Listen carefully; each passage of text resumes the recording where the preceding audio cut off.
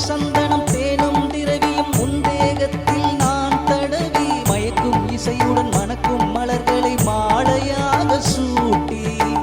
அகண்ட மார்பினில் ஆபரணம் சூட்டி முத்தங்கி ஆடையினை அரங்கனுக்கு நான் உடுத்தி உன் வாசலின் அடிக்கட்டில் நான் உயிரோடு கீழ்கடந்து பக்தர்கள் என்னை மிதிக்க பரந்தாமன் நாமம் சொல்ல